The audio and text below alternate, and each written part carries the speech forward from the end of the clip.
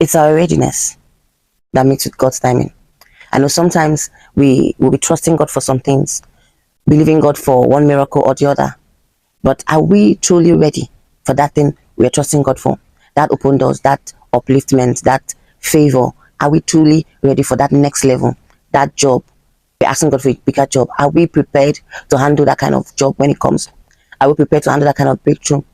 I've seen people lose breakthroughs when it comes because they didn't prepare for it. Some didn't even know that they will find themselves in that kind of level because they didn't know how to manage it. They lost it. But these are the 10 virgins. They had oil at first, but a few of them had extra. 5 had extra oil. They prepared ahead. Let's read it. It says in Matthew chapter 25. Then shall the kingdom of heaven be likened unto the 10 virgins, which had their lamp and went forth to meet the bridegroom. And then 5 of them were wise, and 5 were foolish. While the bridegroom tarried, they all slumbered and slept. So when and at midnight, when the cry was made, behold, the bridegroom cometh, go ye all out to meet him. And the foolish one said to the wise one, give us some oil from your lamp. These ones that were called foolish is because they didn't have extra oil. They didn't prepare for what ifs along the journey. They just oiled their lamp for the meantime, and they didn't prepare ahead. This brings us to, in whatever we're doing in our life, in the way we live our life, we should always think about tomorrow. Living a life that is about now is not the best way to live.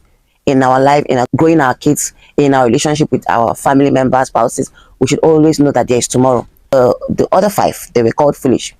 Maybe they just assumed that the bridegroom will definitely arrive before their oil runs out.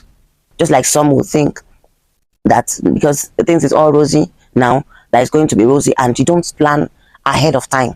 It is normal that in life, whatever you're doing, while we're also waiting for Jesus to come in our life, this speaks to our daily life, this speaks to a family. In every area, there's need for preparation.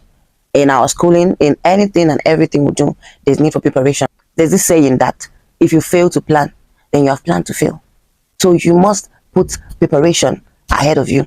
You must prepare for the what ifs. Like the 5 wise virgins, they were called wise because of preparation. In whatever you're doing now, for the sake of tomorrow, you have to prepare. You don't live your life just like that. You don't live squandering money. You don't live carrying grudges. You don't live life anyhow, because we don't know tomorrow. Let's learn to prepare and be wise like the 5 wise virgins. They oiled their lamps, and they had extra because they didn't know how long it's going to take them to wait for the coming of the master. They didn't know how long it was going to take before their lamp run out of oil. They had extra just in case, and